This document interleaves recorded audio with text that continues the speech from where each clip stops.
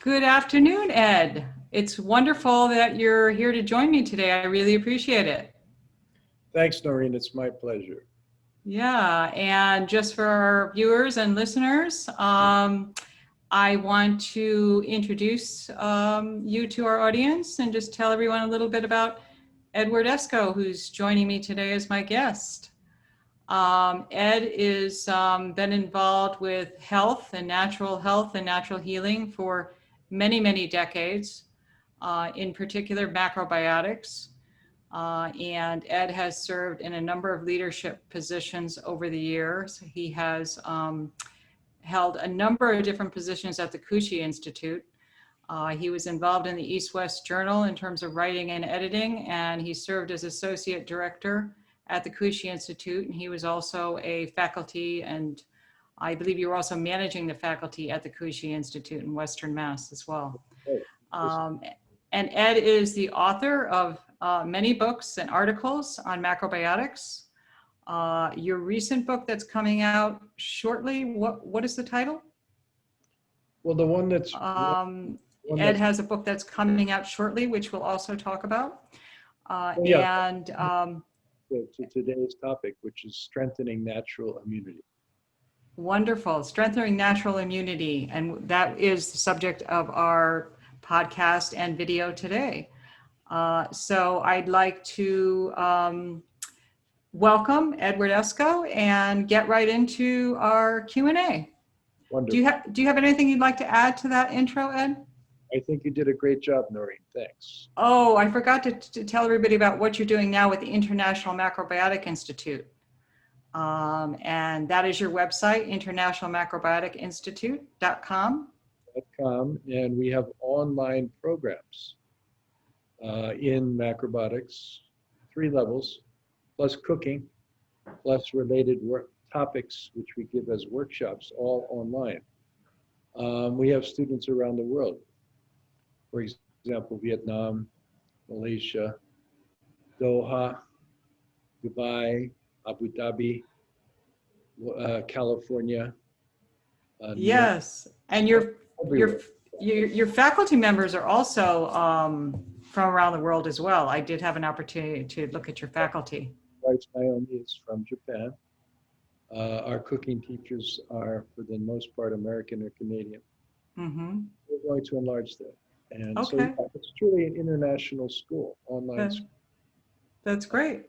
So again, if you're interested after this interview, please go. internationalmacrobioticinstitute.com. Wonderful. Thank you, Ed. I'd like to get right into the topic of your most recent book, Strengthening Natural Immunity. Particularly in light of the corona epidemic. That book was released after the start of the pandemic. Is that correct, Ed? Yeah, in response to the pandemic in the spring. Okay, cool. Well, why don't we just start with the big question?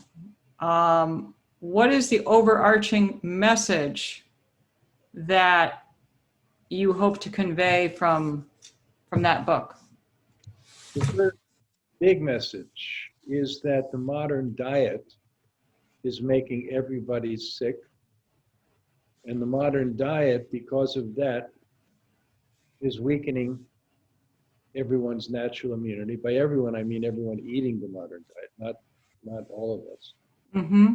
Okay. And third is that the weakened immunity and a pre-existing condition like diabetes and obesity makes the people far more susceptible to viral or bacterial infection. Okay. And are more likely to go on to develop more complications or serious symptoms. Mm-hmm. And so the way to avoid all that is to avoid pitfalls of the modern way of eating. And that's what we can discuss today, how friends listening can take steps proactively to build and strengthen their innate resistance, their immunity to things like COVID-19. Excellent. Wonderful. Yeah, so that's the nutshell. That's the essence. Okay. So the big picture is that the modern diet, particularly the emphasis on meat and dairy products and the high protein modern diet, Animal um, food. animal foods in particular, is really weakening or having a weakening effect on our natural immunity. Either, Noreen, either weakening or making it hyperreactive. Okay, so it could be, it's really at either extreme. Either extreme. And then Okay. also to add in processed sugars. Today I just read in USA Today, the Minister of Health in Mexico, seems like a enlightened guy, is pointing out that sugar and soft drinks. Mexico has the largest consumption of soda in the world. Did you know that? Okay. I didn't know that about Mexico, no. I found that out Yeah, today. And right. as a result, some of the highest rates of obesity and type 2 diabetes. Okay. So this minister is saying this is making the population weak, predisposing the population to COVID-19 and other viral and bacterial infections because their immune systems are down. Okay. So again, it all can be traced back to the modern diet. 89% of the serious complications in New York State were with people with pre-existing conditions, so-called comorbidities, Right. including heart disease, high blood pressure, diabetes, obesity, and cancer. Right. Okay. And as you know, and we know, the vast majority of those pre-existing comorbidities are entirely preventable and even reversed with a plant-based, whole food diet. Yes. So that's the point. It's the point that's obvious to many people.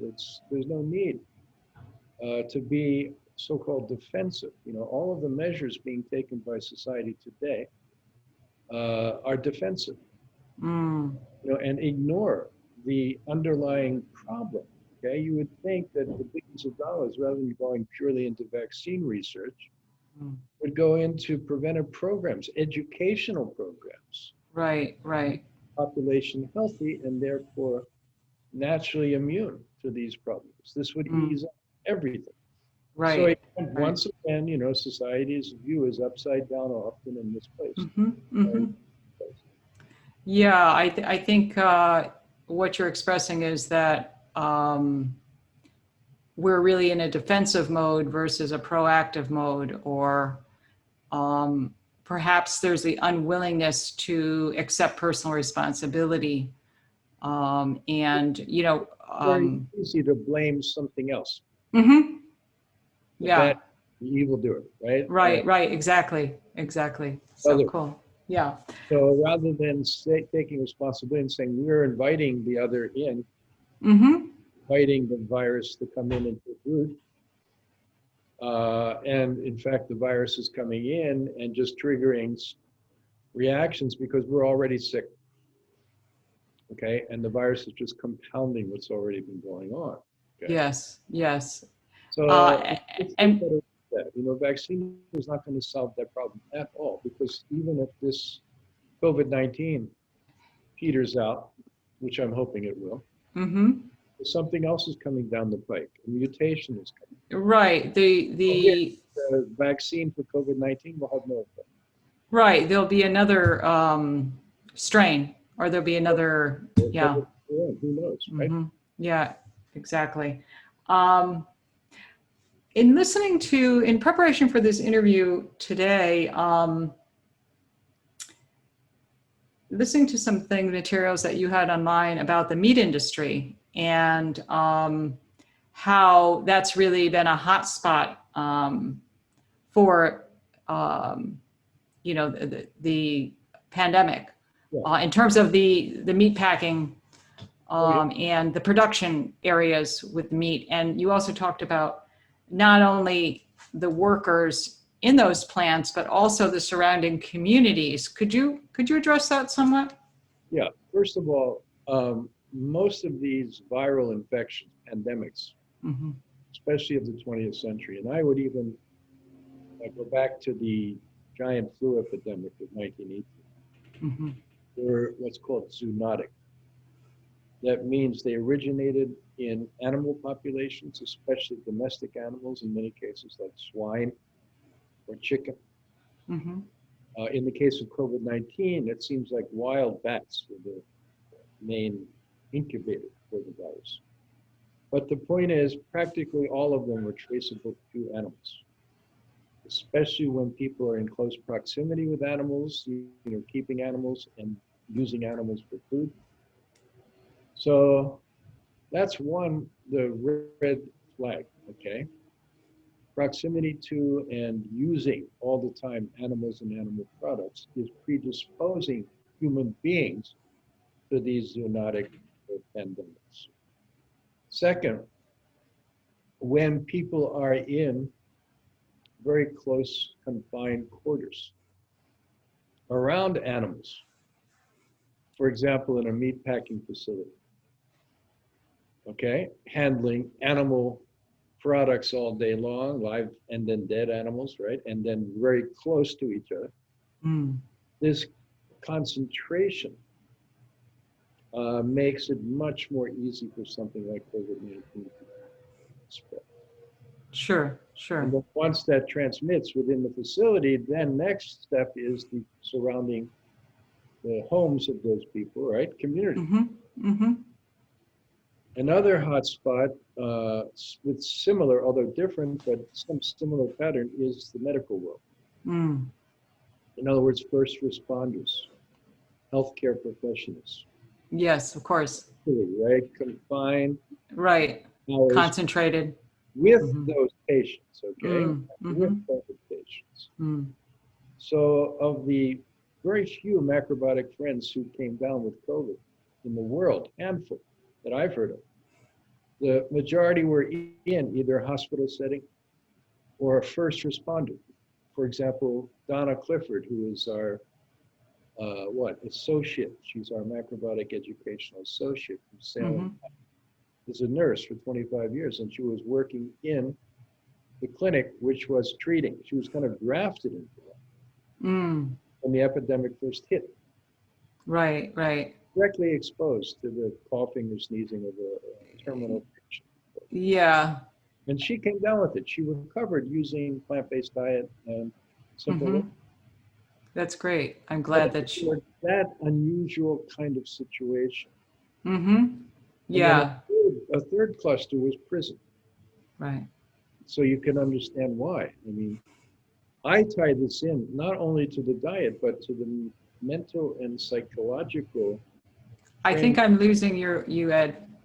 Yeah, hello? Am I there? Hello? Hi, Noreen, are we still connected? Hello? We are. I think your can you hear me? Yeah. Okay. Your internet might be a little slow there, but go right ahead. All right. Again, prison. And Yes. so I tie this into psychology as well as diet, and they're intimately related.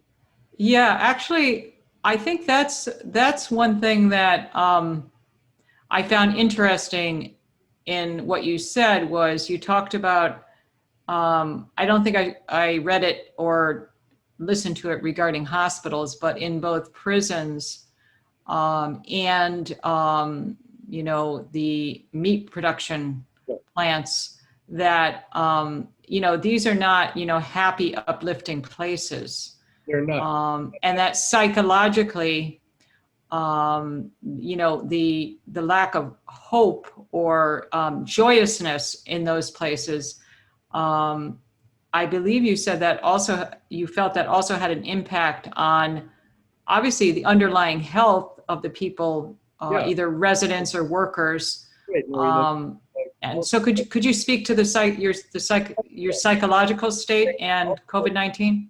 Old age homes. Mm-hmm. That's right. Nursing homes was the other. Yep.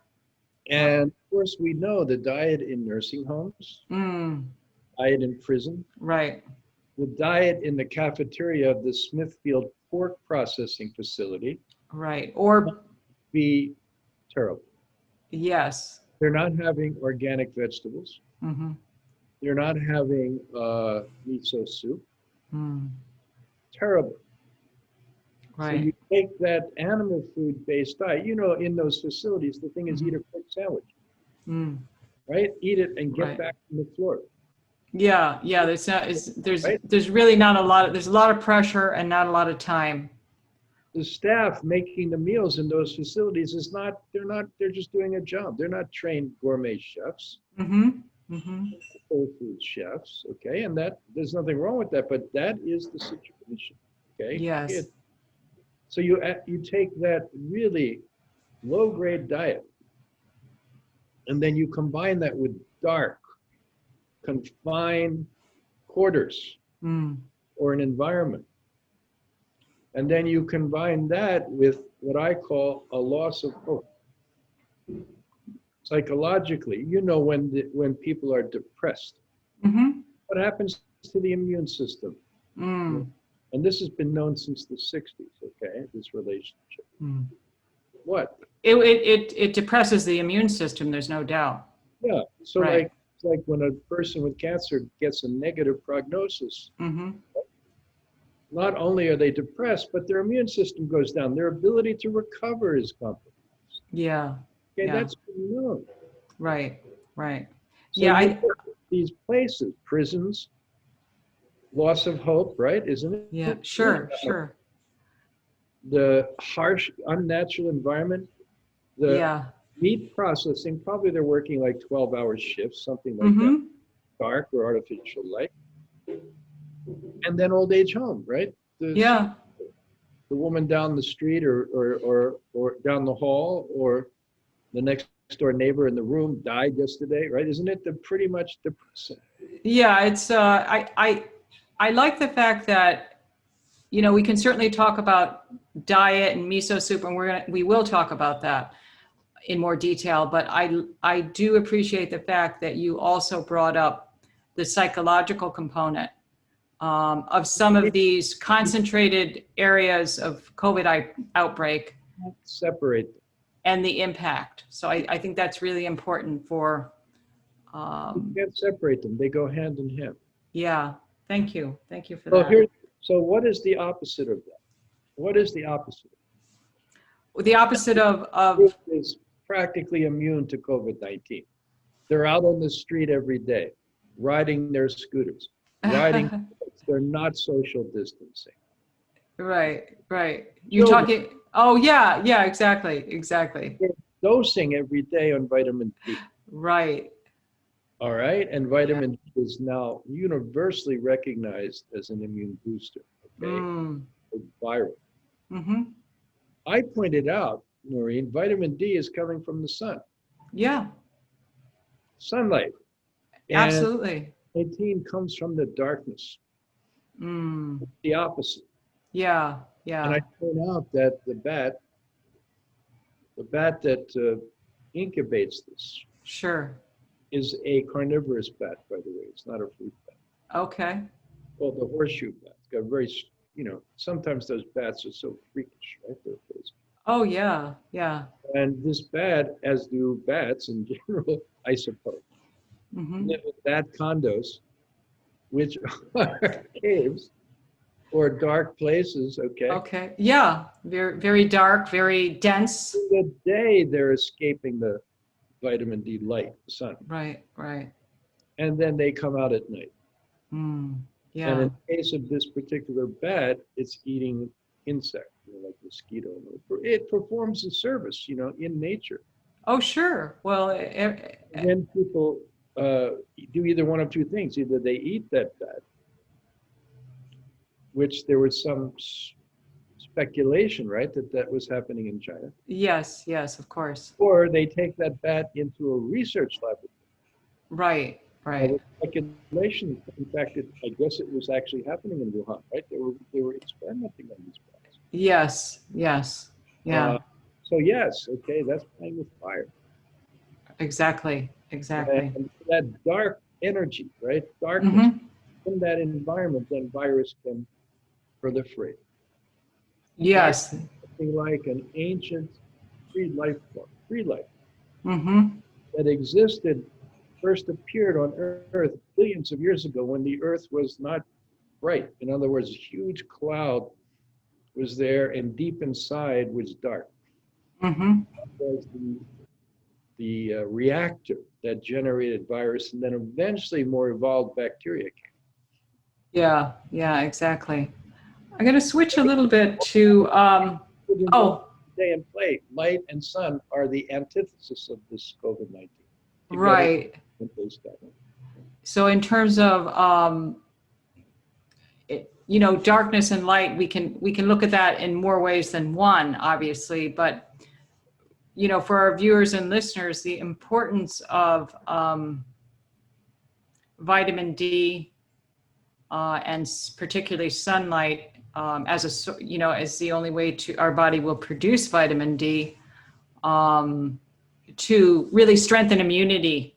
Yeah. Um, You know, fresh air and sunshine, Noreen, that was always from Hippocrates' time, right? Absolutely. Right? Absolutely. Yeah. Expectant, that was the what? Purification, okay? Mm-hmm.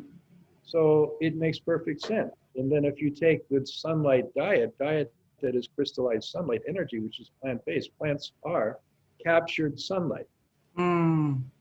all right? Through Yes. photosynthesis, captured sunlight. Right.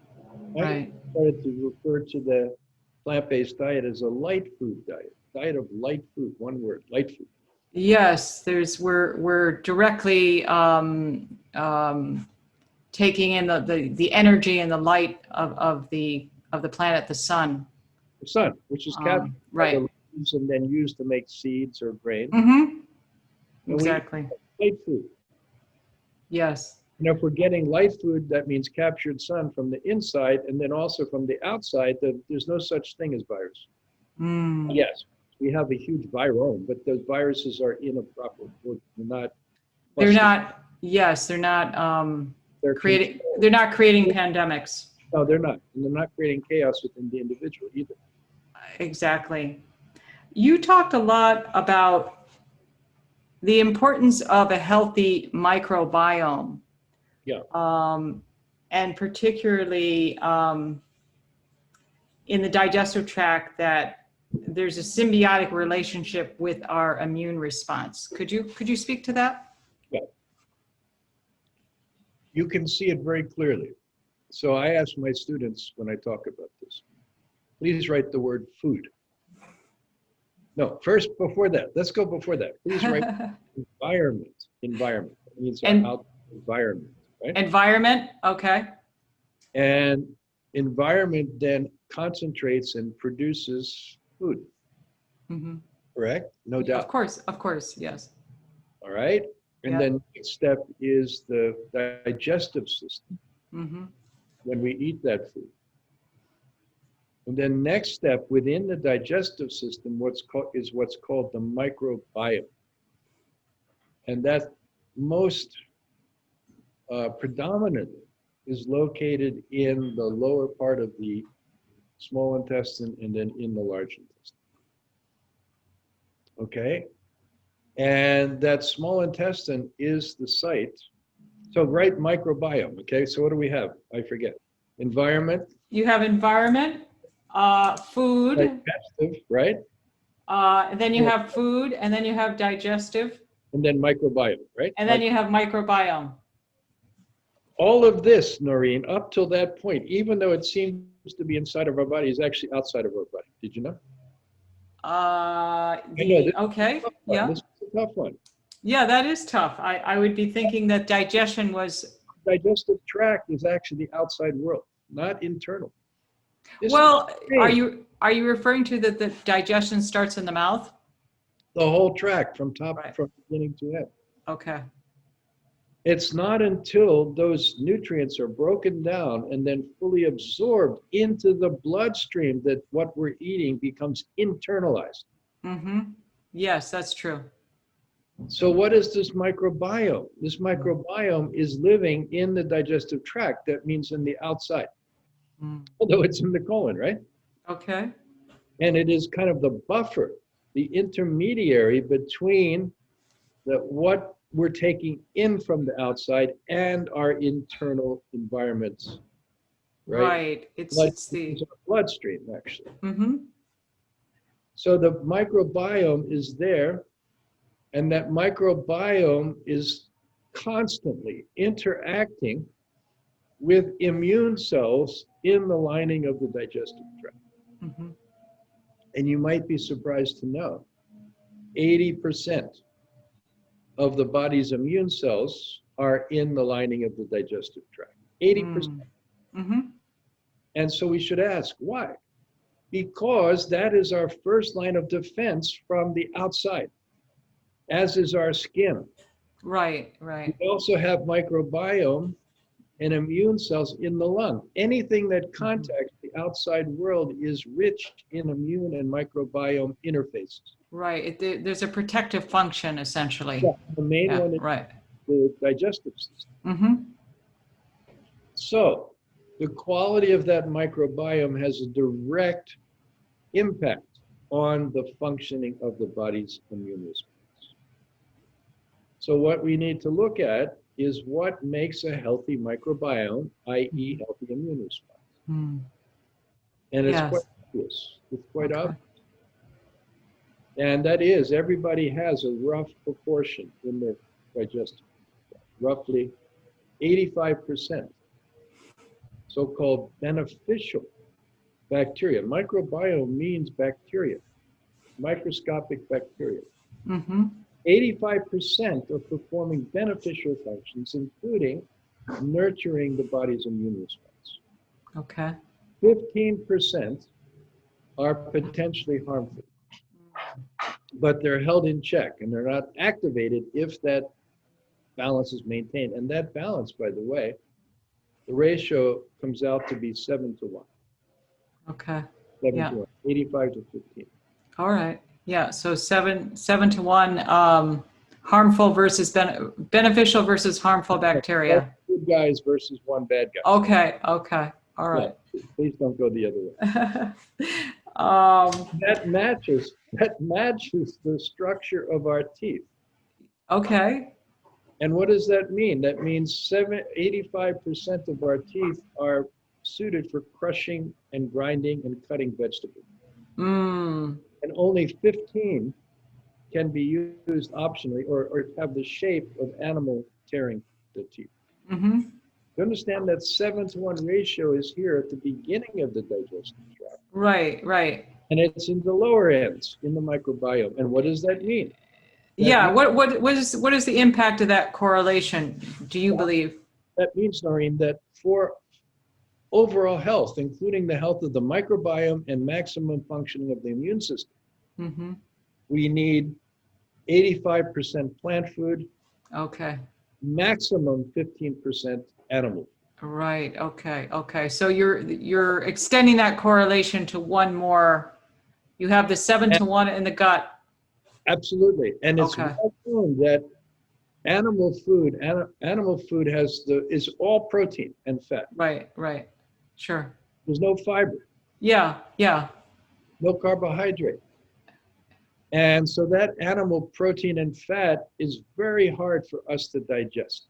Mm. Yeah. The plant food, which has protein, but in a very proper relationship, actually 7 times carbohydrate for one. Right. Yeah.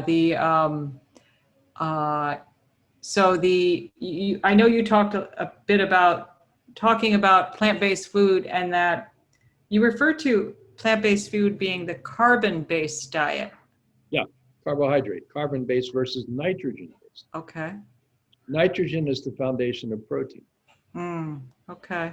And so what happens is that if we go beyond that 7 to 1 ratio between plant and animal, or you can say carbon-based versus nitrogen-based, that excess protein, which is nitrogen, is something like fertilizer.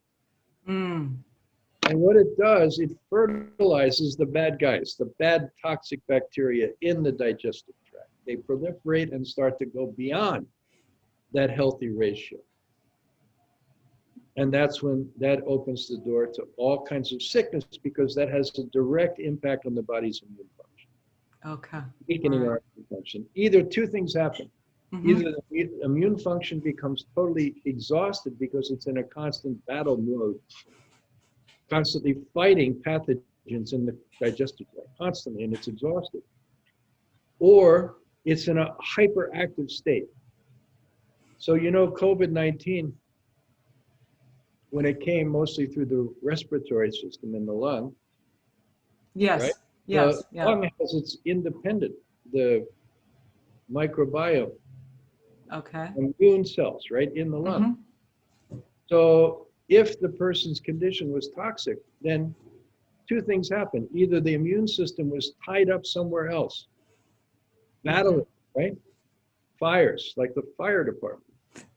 Yes. Digestive tract, so there were no reserves left over to send up to the lungs so that COVID-19 could attach to cells and take root. Mm-hmm. Or the immune system was so hyperstimulated that when COVID-19 came in, the body cells attacked it, the hyperstimulated immune system, but kept attacking the lung cells. They call cytokine storm. Yes. That was the cause of death for many of those early fatalities. Right. Right. All of it is traceable back to the diet. Mm-hmm. Okay. Animal. Yeah. Right. Yeah. Um, yes. I want to just, let's see.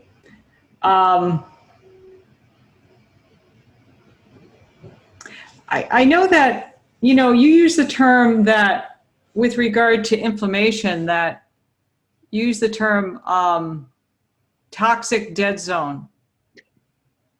Could you speak to that? Well,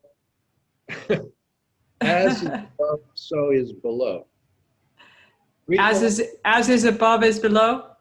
Greek philosopher thousands of years ago said, as is above, Right. so is below. Okay.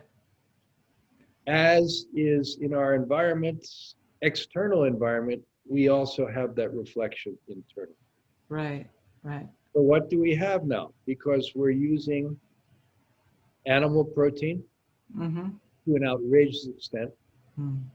We're manufacturing it, mass producing it, which was never done until the 20th century.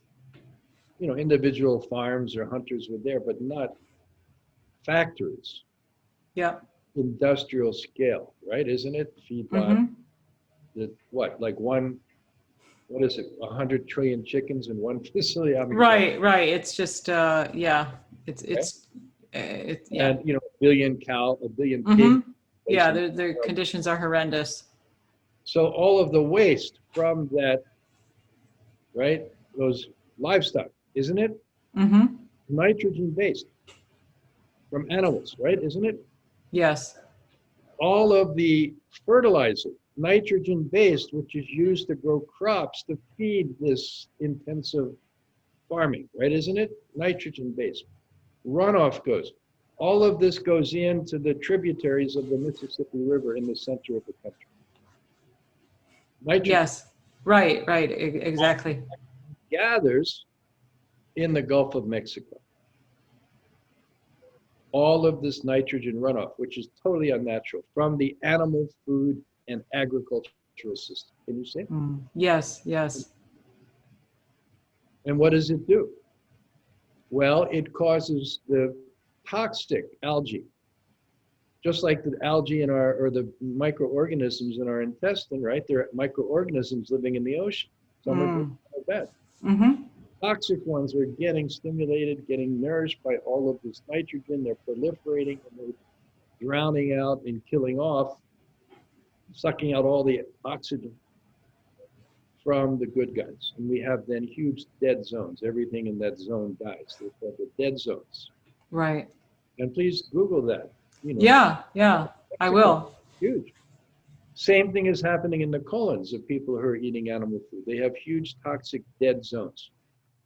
In which Speak to that more thoroughly, what that means. Toxic bacteria, so-called 15% potentially bad guys, right? Yeah. And start overriding the good guys. Okay. And not only that, but then the immune system. Don't forget, any change in the microbiome immediately has an impact on the body's immune response. Of course. Yeah. Oh, there you go. I mean, it's so And so that what we have to do is clean that up.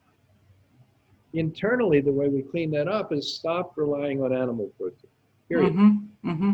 And now take the plant food in a proper balance ratio is 7 times as much the plant food, up to 1 portion of animal food in certain circumstances. So we're not advocating a purely vegan approach, right? We're saying it's allowed. Sure. But I it should be very small. a small percentage. And generally, I believe macrobiotics is generally, when you say animal foods, Ed, you're really talking about fish for the most part, or Animals that have less developed sentience. You know what sentience is? Essentially the intelligence, the ability to sense. Well, yeah, when you were raising your family in Connecticut, right? Yeah. Your kids have a dog or a cat? A cat and guinea pigs. Yeah, we'll put them on the scale there, no doubt. And so the cat and the guinea pigs had no question. I mean, a dog has no question. Right. They have emotional and sentient responses. They're self-aware. Sure. They can relate up to an emotional level. Yeah. And in fact, very well developed emotional level, right? Even for the human beings, right? Loyal, etc. Much beyond human beings, right? Of course, yeah. Human beings are, who cares, right? Like, dog is not like that. Dog is very innocent and loyal. So what does that mean? That means that creature has its own self-awareness up to a point. Exactly. So you're indicating that on the scale of animal foods in terms of that 15%, which creatures that have less developed sentience. Right. Okay. All right. That Sure. Self-awareness. So that means a pig has, from what they say, they're very intelligent. To a dog or beyond. Yes. Right. And certainly a cow has the sentience. Because when they take the mother cow gives birth and they take the baby away to make so that she can give milk, right? Deny it to the baby and force the cow to give milk in the machine, right? Yeah. What does the mother cow do for days? Yeah, there's a tries to, get it, or cries for like days. Sure, exactly. Obviously, sentience. I mean, sure. Well, I love that analogy. Getting back to the toxic dead zone, I love that analogy between environmentally, we're in the planet. I'm sure there's more than one place where there's a toxic dead zone, and then looking at our internal environment. Yep. And marine. So like in the toxic dead zone, nitrogen-rich dead zone of the colon, which many people heard, right? Means compounds like ammonia which is a nitrogen compound, are high in the American population. So what is going on? You don't need to think about COVID-19. That's new. What's been going on the entire 20th century? How about things like colitis, Crohn's disease, right, diverticulitis? Yeah, there's an epidemic of digestive disorders. There's It's like the second or third leading cancer in the country, right? Because of animal food consumption. Right. In that toxic dead zone, like creatures. Suppose a fish is living in the toxic dead zone, chemically unbalanced dead zone in the Gulf of Mexico. That fish may develop tumors. In it, or like even mutations, like 3 eyes or 2 heads, right? Cell mutations take place. Same thing in the colon. Cancer. Yeah. Sure. And then even diseases which aren't necessarily known as digestive disorders, they're really starting in the gut as well. Hippocrates said that, Maureen. All this begins in the gut. Hippocrates. Let food be thy medicine. Right. Okay. Exactly. So now pardon the pun, but the chickens are going home to roost. Right. COVID-19 is humanity's great teacher. Yeah. Number one. Everybody, especially United States, sick. Sick. Yeah. So when you say COVID-19 is humanity's greatest teacher, do you think that COVID-19, this pandemic, you have to really, people have to be willing to take the lessons beyond their own personal inconvenience, or if a particular family individual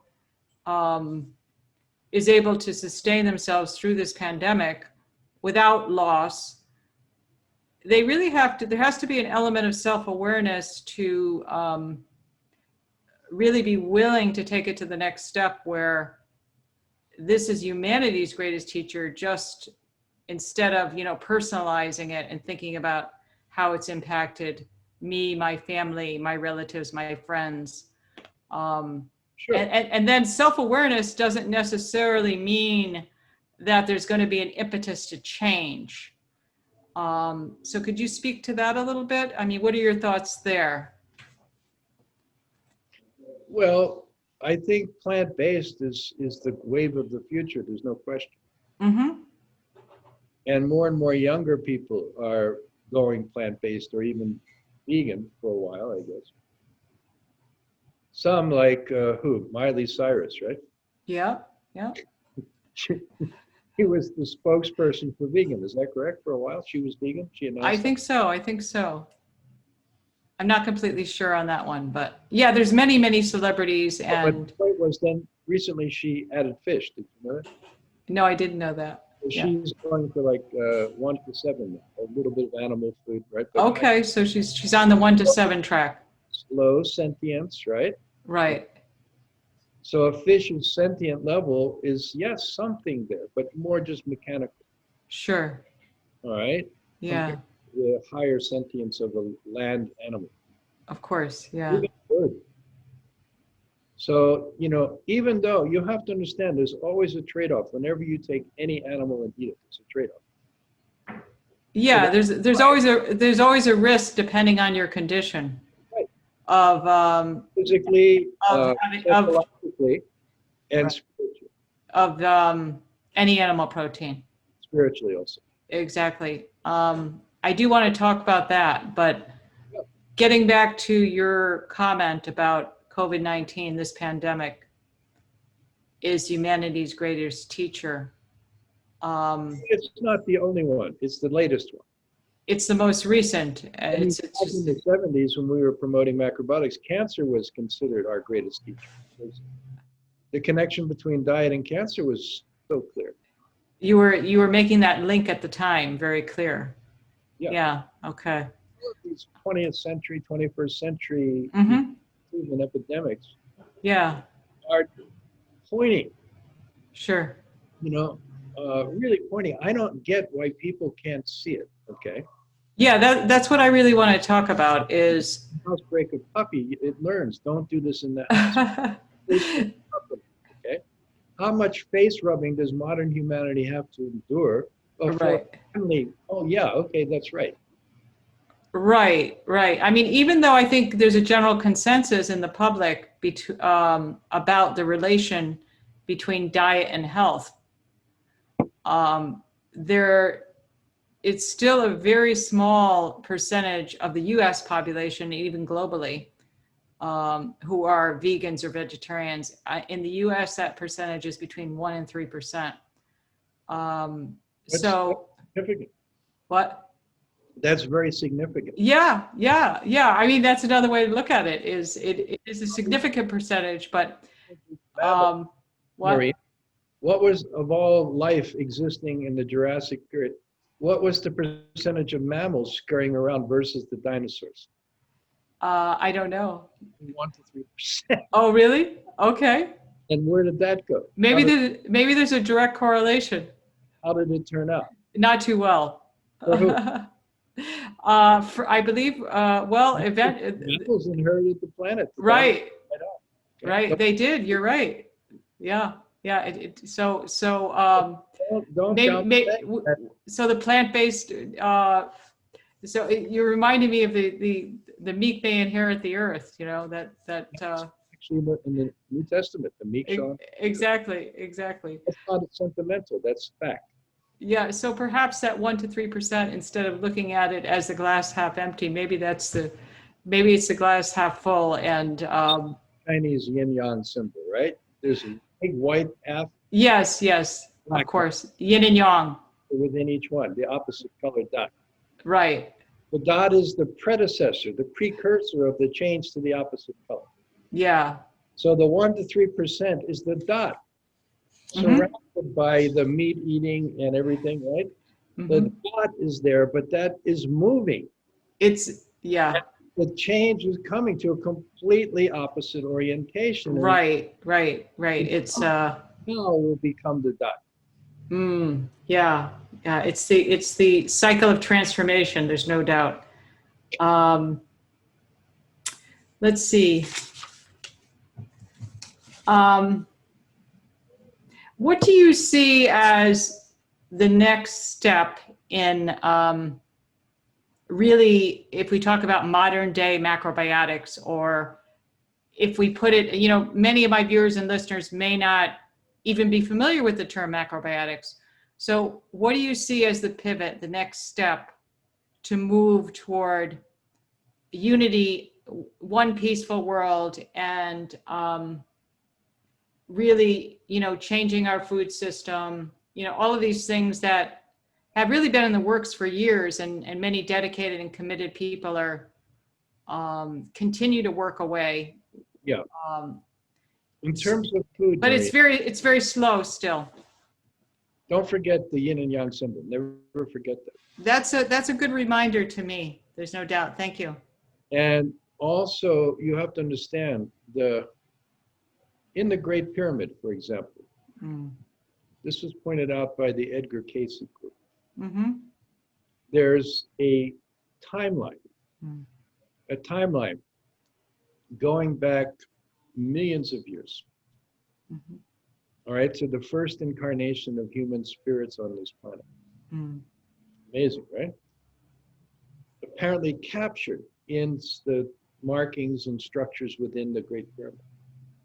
Going into the central chamber, converging from the ancient past to the modern world. And that timeline indicates markings for things like in the modern small section, which is modern compared to the vast, you know, background. Things like the First World War, Second World War, space age, things like that. And then this timeline, which began, millions of years ago, converges to the modern 21st century. And if they calibrate the actual dates, the timeline completely ends at the year 2038. That means that's it. The way history has been unfolding from the beginning ceases to unfold that way in 2038. That's what, 18 Okay. years? Yeah. Planning to be around. How about you? I'd like to be around. There's no doubt. It depends on what you tell me, however. No. What it means is that a whole new opposite orientation toward consciousness and spirituality comes. Well, that's beautiful. There's a reason for hope? Most definitely. And so a whole new paradigm and model will come. So either that model it's going to become apparent, the present day model is leading to extinction. You know, people are already, you have in the UK, Extinction Rebellion. Is that a global movement or is it just UK? Extinction Rebellion, the rebellion against extinction. Because I thought it was the name of a punk group, or it sounds like, it's the UK, so, you know. Yeah, let's see. But the point is that Extinction Rebellion, people are sensing something is ending. Right. And they shouldn't jump to conclusions and be so, again, reactive or weak, actually. Yeah. That means humanity is being extinguished. No. Yeah. Humanity is arising. You're saying a new humanity. a new humanity which Sure. is not producing toxic dead zones in its colon. Right. Leaves As well as elsewhere. the brain also. Yeah, the relation between the digestive and our mental clarity as well. Yeah, I've demonstrated that in studies of things like Parkinson's, Mm-hmm. Lewy body dementia, Alzheimer's. It all begins in the colon. Mm-hmm. Yeah. You Yeah. know, we studied the case. We explained, like our very admired person, Robin Williams, right, who had Lewy I body. think I lost you, Ed. Yeah, are you hearing? Can you hear me now? Yeah, can you hear me? Yeah, now I can. Yeah. Yeah. Dementia, like Lewy body dementia. Sure, sure. The relationship between the Brilliant guy, Robin Williams, had this, right? This is why he committed suicide, okay? okay.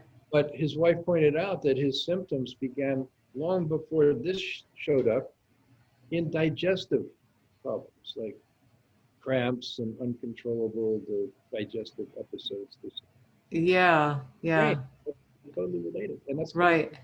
Exactly. Exactly. so Well, you know, the 2038, Michio Kushi, our teacher, was saying 2036 back in the 1980s mhm. already. So it was astonishing that his date for that tipping point, which is 2036, then very recently the Great Pyramid prophecy dovetails. 2038, 2036 are 2 years different. Right. So you're saying that Michio, Earth, okay? what'd you say? That's all within the margin of Earth. Oh, absolutely. So you're saying that Michio predicted that we would be ushering in a new era. Point would come at 2036. He said this back in the 80s. Okay. In his book, One Peaceful World. Please read One it. Peaceful World. So, His book, One Peaceful World. pyramid timeline in his timeline. He didn't know about the pyramid timeline, and certainly the pyramid builders didn't. Well, But we don't think so, but you know. maybe, yeah. Yeah. Yeah. Now, this new humanity, and who will be the shepherds of this new humanity? Okay. So the dot in the yin and the yang. Yeah, the mammals scurrying around. I love that. I love that. Tyrannosaurus, right? Right. Okay. So Spruce's days are numbered, and I think also, yeah, it's coming, right? People feel it. Yeah. Yeah. The wrong solutions. The solution begins every day with what food is being served on the table. That's where it starts. Mm. Okay, whether you're the dinosaur or whether you're the 1 to 3%, Mm-hmm. is all determined, largely determined, because your psychology is determined by what you eat. Right. And that's why plant-based macrobiotic eating is actually the diet of the future. Even though the majority don't understand it yet, it's like speaking a language that's foreign. Yeah, the diet of the future. Speaking a future language also. Language of right. because there's so much brainwashing by the modern system. Yeah, would you say it's like trying to access a foreign language? Yeah, I can't hear. Right. In many ways, Noreen, it's too simple. Yeah, it's utterly obvious, and but yet there isn't. Like Fukushi would ask, right? Please ask the top professor at MIT. Yes. Why do we have one mouth, one nose with two nostrils, eyes, and two ears? Why? I won't venture to if that was every human being has it. Why does every human being have 5 fingers and 5 toes? 2 arms, 2 legs. Why? It just is. No, there's a reason for it. Okay. There's a definite reason, and when you find out, then oh my gosh, I can understand. Right. The universe. And modern brainwashing clouds that ability to think that way, to solve. Right. Right. Yeah. Basic exactly. Knowledge, basic human, intuition or instinct, you can say. Yeah. Yeah, exactly. So Exactly. our future language is based on that intuition instinct as everyone's common foundation together, sharing. Mm. And it doesn't matter what gender, even what age, what nationality, what faith, doesn't. Mhm. These are universal things that everybody should. And this is what we should unite behind. And are you saying that we all have these common elements as humans, just what you described, our physical appearance and the way our bodies are, and that They're we are, undeniable, right? Undeniable commonalities that all humans right? share. Sure. Let's start with that. Yeah, And then exactly. there's also endless diversity. Absolutely. You know, Absolutely. like so snowflakes all share the basic figure, right? Mm-hmm. But each one, there's no such thing as two identical snowflakes. Each one is- Right, exactly. There's a uniqueness in our commonality. Yes, and that's humanity also, okay? And that's all of nature. Yeah. Even physics, right? I've been in touch with people in the world of physics because Mm-hmm. it's important that they also see this. Mm. So I asked a friend in the cold fusion community recently. I asked, Right. what do you think? Are all atoms of hydrogen the same? Mm-hmm. Are all electrons the same? Mm. Are all protons the same?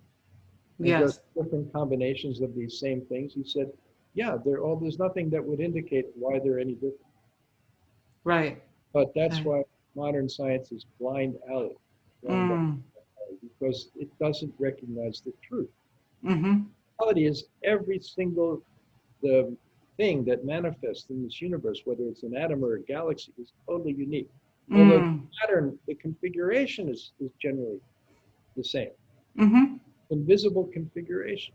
Right. The way it's like every day that we live, you know, every day you're living in LA, so every day sun comes up, right? Mm-hmm. Yes. Then nice day goes, clear sky goes, and then the sun goes down over the ocean, right? Isn't it? Yeah. Dark. That pattern doesn't change. No. That pattern has changed itself, but within that, each day is a completely different. Right. No, that's beautiful. Well said. That needs to be recognized, and we're just running around chasing our tail. Mm. Yeah. Um, you also said, I know we were talking about this a little bit, but you talked about, I know macrobiotics is in the present, but that it really begins in the future. And maybe this is related to what we're touching on right now. But what do you mean when you say that, when it begins in the future? Is that? The way you can understand that is that when you look at, you have to look at the how food grows. Mm. And I don't know if you've seen, everybody has seen and knows, right? Like images of wheat growing in the field. Sure.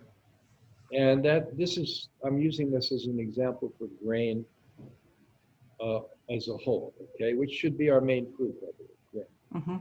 whole grain.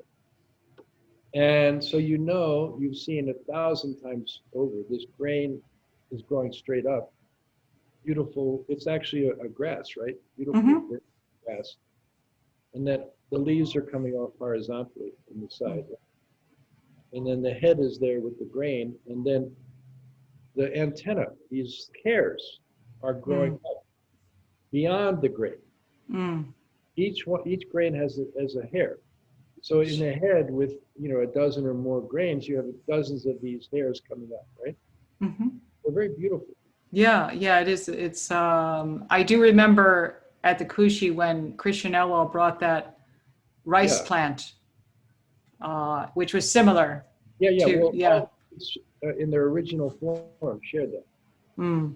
Like even corn, corn, we all know the hair, the silk that comes out. That's Mm-hmm. the corn's version of it. All right, it's more And soft, relative to wheat or barley, which are more bristly, right? Sure, and there's a name for that. Is it awns? AWS. Right. Okay. Yeah. Awning is like shielding from the sun, right? Yeah. Yeah. Because these awns are actually channeling energy from the nighttime sky. Okay. Whereas the leaves and the green portion of the plant is, as I told you before at the beginning, this is fixing and condensing sunlight during the day, making it hydrate, making Okay. the nutrients of the plant. This awn is channeling vibration from the universe, the cosmos. All right? From the nighttime sky. From sky, okay? Okay. Because at night, the Earth faces the outer part of the solar system, right? Okay, and these awns are facing that. You know, billions of stars when you get out to the look home, right? Yes. Now, especially powerful is the energy coming from the North Pole, around the North Pole. And presently, if you look up at the North Pole, because the energy vortex is most powerful, you know, like northern lights, right? This vortex is presently pointing right over the North Pole to the star Polaris, which is in the Little Dipper. It's the tail end of the Little Dipper, right? That's what's called the pole star. Yeah. And that's energy is most powerfully coming through that vortex from that star Polaris. Okay. But there aren't a lot of other stars around it, a lot of empty space.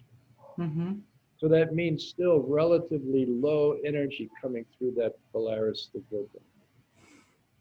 However, if you look at the night sky a little bit off from Polaris, Yeah. you'll see a belt, for lack of a better word, of billions of stars in the night sky. Little off from due north, but it's north. Okay. Not due north. Yeah. That is the next great spiral arm of the Milky Way, our galaxy which we are in, and our North Pole is facing that next spiral arm at the periphery of the galaxy, okay? Yeah. So very interestingly, those, again, Maureen, those things are not fixed, but they're changing in a huge cycle, just like day and night. So our vortex, polar vortex, is moving. It will actually last 25,000 years. Slowly pointing in the direction over the north sky of pointing directly into that belt of the Milky Way. The stars and high energy. Okay. And this is the same energy that's being channeled by the awns in the whole brain. So that means at some future point, not too far down the road, all of that energy will be available as primal consciousness force for all of humanity. All of that energy will be available to. So does that relate to the 1 to 3%? The 1 to 3%, because some of them are eating grain now, are already tuning into that. Right. See the future. Yeah, yeah, that's that. So those guys who are grilling steaks are not tuning into that. explore that more fully. They're very much caught in this present world and on this present day Earth, limited. Sure. So explore that more fully. Let's fight for this and fight for that. So the ones who are, their consciousness is such because of the diet. Because they're eating whole grain, which either has awns or at least the bud where the awns used to connect if they've been hybridized. So the energy, there's a transmission. So they're getting the same energy that Buddha got 2,500 years ago when he ate whole grain. You know, he came off his fast. Right. Indian young girl gave him a bowl of brown rice. Did you know? I didn't know it was a bowl of brown rice, but I. The thing that Jesus taught, give us this day our daily bread. All right. Of course, yeah. Grain is opening their consciousness to this future time when the Milky Way will shower the Earth with the energy of enlightenment. Okay. All right. That is the future. So some of us, if we're eating grain, you know, many of the people doing that were just fed up with the modern world. They saw no future, Right. no future. And so Right. they were forced or compelled to find something else. Mm. And they changed their diet and they started to eat grains. And then suddenly they have inspiration and a vision of the future. Mm. Yeah. You Yeah. understand? Yeah. Well, I'm not. I believe I do intuitively, in terms of my own experience with dietary transformation and how it has impacted my own psyche. But I don't believe I have the depth of understanding as you do, and that's why I asked you to explore it more fully. No, I understand. But the point Yeah. is, you're in the brain, so you're also tuning into that cosmic energy already. Yeah. So for you, it's common sense. We should share this information. You know, COVID-19 is very tied in with diet. Right. Right. Right. Whereas the vast majority, you know, even the medical world isn't saying that at all. They're saying Sure. vaccine. Yeah. Yeah. Exactly. You're Well, saying let's be proactive, and they're saying let's be totally defensive. yeah. Well, thanks for exploring that, because uh, that's definitely. I know that Michio also talked about the golden age, and is that essentially what you and I are talking about right now? The transition to the golden age, Amber waves of grain. amber waves of grain. Okay. That's what it is. Right. Yeah. So when, you know, from the Atlantic to the Pacific, we already had fields of wheat, and soybean, but a lot of that is GMO. Right. Right. A lot of it is used, majority of it is used, at least not the wheat, but the corn and soybean, Mm-hmm. livestock. Yeah. And that has to end. Mm. And the United States, North America, has to have the direct human consumption of whole grain. Mm. Organically, not organic, not GMO. Right. Non-GMO. Yeah. And Okay. one of the things that will herald that new era is the introduction of the whole rice cultivation in North America. Now, Mm. that was done, you know, like 1860s or whatnot, with Chinese, the immigrants to California, right? That's where the Lundberg rice. Sure. Sure. And I know it's happening in other areas of the country as well. Yeah, and also through West Africa. Unfortunately, those people were compelled to grow rice in the Carolinas. It was unbelievable. Right. Right. Yeah. Harsh conditions. Of course. But in any case, there was some beginning, Mm-hmm. less than ideal circumstances. Mm. Yes. But we're grateful, you know, very much grateful for those pioneers, many of whom sacrificed, especially in the Carolinas, sacrificed. Of course. And I know that organic, there's different pockets of the country where, on a very small scale, there are farmers who are growing brown rice. Well, yeah. So now what has to happen is organic farming has taken hold, isn't it? It's a huge Yeah. Yeah. hold, all over. Yeah. And that's mostly like vegetables and fruits, Sure. nuts, right? Yeah. But now that has to move deeper, go deeper toward beans, including organic soybeans, and toward barley, wheat, millet, rye, oats, Mm-hmm. like quinoa, Yeah. and then ultimately rice. Okay, Okay. North America short grain, but some also medium and longer. Right. Right. Exactly. So working with rice farmers here in the Northeast, believe it or not, in places like Maine and Vermont, Massachusetts, New York State, you know, places with very right. They're not the typical places. robust climate. It's not Mm-hmm. dry. Right. And they have succeeded in planting the cold weather strains of rice. Mm. Many of them have awns. Mm.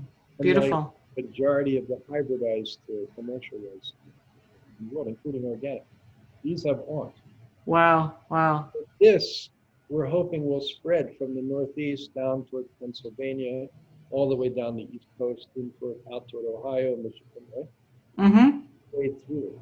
Right. That there'll be more farmers who will be. Yeah, and then a counterpoint coming from California, something like the Great Railroad, right? What was that? Remember that? Yeah, Unified. yeah. There's it's happening in different areas, and there's a there. These immigrants who built the railroad that started the rice coming in from that direction. Right. Right. Now it's time for the enlightened macrobiotic organic farmers to do it from the east, go in, Sure. Sure. then meet. Right. Well, isn't that like the macrobiotic movement in the U.S., the East Coast, West Coast, and then proliferated all over the country? Macrobiotic movement is wonderful. It's a great movement in terms of people's consciousness and understanding. But what is lacking so far Right. is that practical grounding, Yes.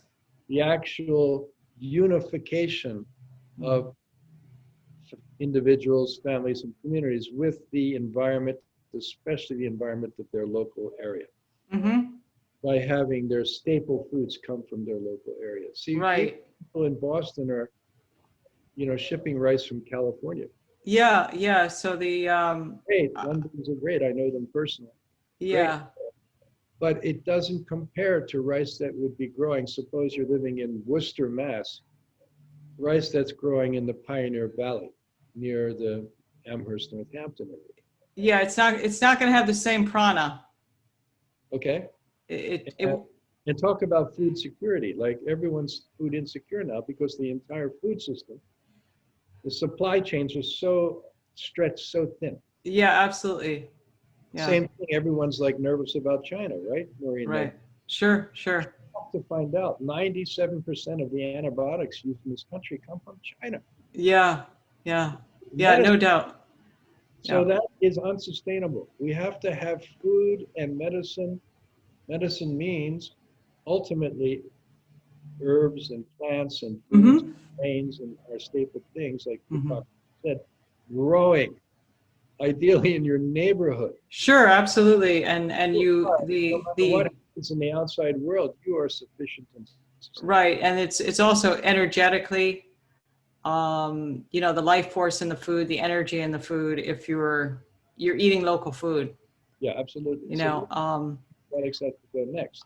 I think this isn't something that I've heard many people talk about, but I think if everyone in a community is eating local food, it promotes a cohesiveness Oh, absolutely. that really isn't there otherwise. There's so that might be something worth exploring as well. Well, that was the origin of what we call civilization. Mm-hmm. Started. Yeah, exactly. Let's see. What else do I want to ask?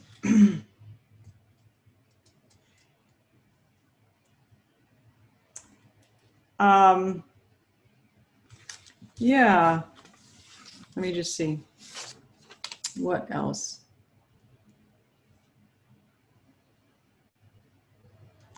Talked about the whole grains.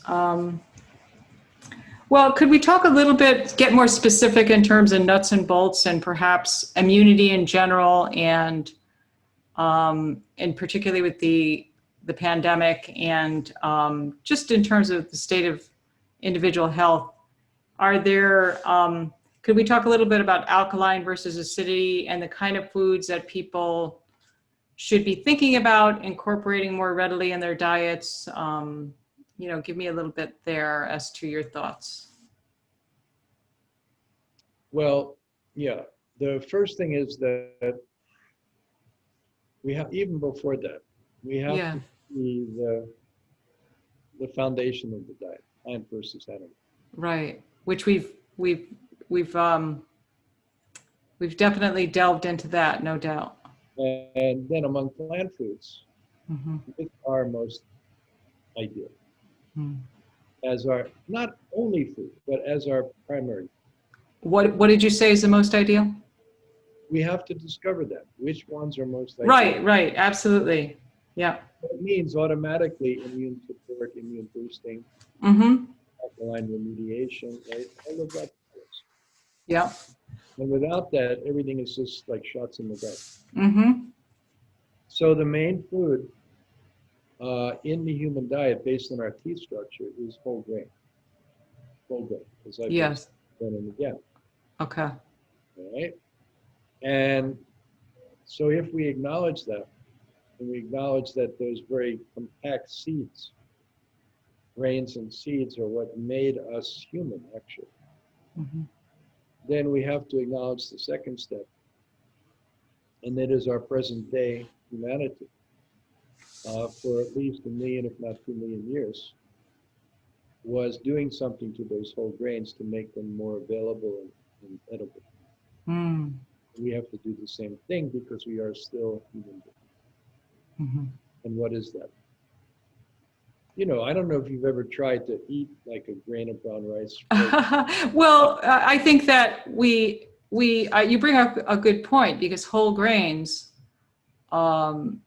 without certain cooking methods, aren't necessarily as bioavailable in terms of assimilation of nutrients. They're not And available. exactly, if you eat a hard kernel of brown rice, so soaking is sometimes recommended with certain grains. Basically actually with whole grain, 4 methods, right? Okay, sure, sure. So the first is soaking, Right. sprouting. Yep, sprouting. Second is cooking Mm-hmm. with fire.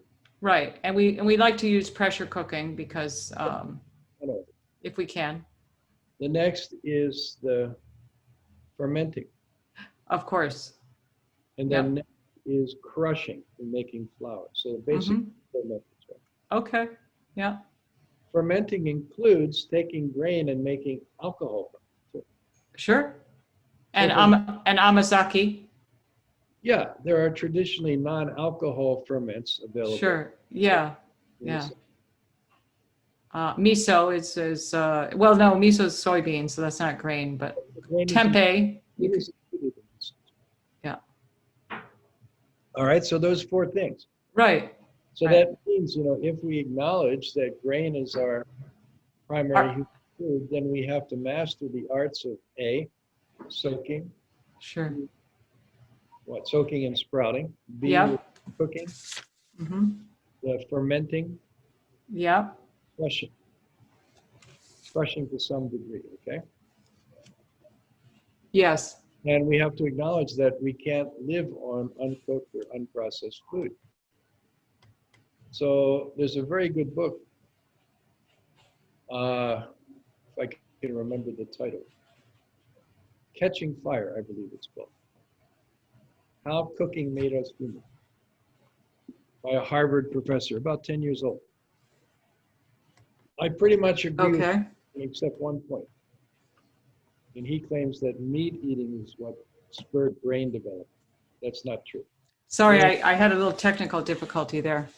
Pick up on that thread where you left off, if you can. I know it was a bit of a delay there, and then we'll kind of wrap from there. Yeah. We were talking about specifically the importance of whole grains, what people can do during COVID-19, but also the bioavailability of the grains. Yeah, what they do with this, practically speaking. Mm-hmm. Begin to include whole grains, especially brown rice, every day. Right. Include foods rich in pro and prebiotic nutrients like miso. Of course, yeah. And sauerkraut. Yeah. Also on a daily basis. Mm-hmm. Use primarily beans and bean products for protein together with grain. Mm-hmm. And really reduce the intake of highly sentient animal products. Okay. And if you need animal protein, then use low sentient products. Like such as fish, and provided it's not polluted and not farm raised. Right. It's sustainable fish, seafood. Yeah. And also begin to include sea vegetables. Mm-hmm. There's a lot of evidence showing the benefit, both for digestion and also for the immune. Yeah, they're mineral rich foods. Yeah. Okay. Especially since our given the depletion of our soils. That's right. Yeah. And then also the final thing is learn how to cook, because these foods best when prepared naturally over fire, which means in our modern world mostly gas flame. Yes, and so the importance of cooking your own food. Yeah, cooking and fermenting, all of those Sure. almost lost arts. Absolutely. And it's time that modern guys, modern kids especially, relearn them. We've got to learn them, guys. Mm-hmm. Because after all is said and done, this is what gets you through everything. Absolutely. Right. Absolutely. So that there'll be a huge response to our educational programs in the future, which offer actually the clearest and most basic way for people to learn these life skills. Okay? Yeah, no, awesome. And you also, in something that I researched for this meeting, you talked about the word alone and how that with another L is all one. During this time of COVID-19, we're hearing, the hashtag "You are not alone," and that's very difficult for people who are suffering, and it's kind of a little bit of the Again, essential workers, frontline workers, people who don't have privilege. That's a bit challenging. again, But how do we move to that all one, and we can, how do we gather and feel a sense of community? You can't deny the diet's impact on that worldview. No doubt. So when you're eating grains with awns or reaching toward the cosmos, you feel this universe of abundance, and everyone's part of it. So unlimited potential. Eating a pig cowering in a dark stall, afraid, right? Miserable. Then your worldview is going to be very, very different. You're going to feel very alone, just like that pig feels alone. You're taking on that consciousness. That pig feels when it goes into the shortcut. It feels very alone. Absolutely. Absolutely. Great also. A lot of fear, a lot of adrenaline. Whereas the grain, which you don't harvest until its life cycle is complete, mm-hmm. so you're not taking a life, you're just harvesting the seeds. Sure. It's a totally different energetic makeup. Yeah. One. Yeah. Okay. Right. So this is very much conditioned by diet, by psychology, all of it. Yeah. But my advice to friends is please think about your diet if you're feeling alone. Stop eating the lonely animals. Yeah. And start eating communal grain which grows communities, right? Grain. Mm-hmm. Yeah. The universe also.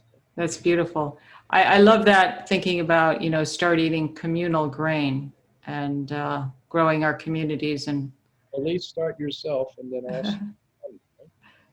Exactly. And your community will join. That's wonderful. Well, I'd like to end on that note. Do you have anything else that you'd like to add, Ed, before we wrap up? Well, I think, Noreen, I don't think we can outdo this. I think we can use this. I'm gonna review it, and can I well, what I'm gonna do right now is let's get off the recording and you and I can discuss that. So you want to call me back? Or? No, I'd like to just remind our viewers and our listeners where they can find you: internationalmacrobioticinstitute.com, and also your Facebook page, International Macrobiotic Institute. Edward Esko, thank you so much, Ed, for joining me today. And this has been really an enlightening interview for me, and I really appreciate you taking the time. Thanks so much. And I'll stay on for a moment, Ed.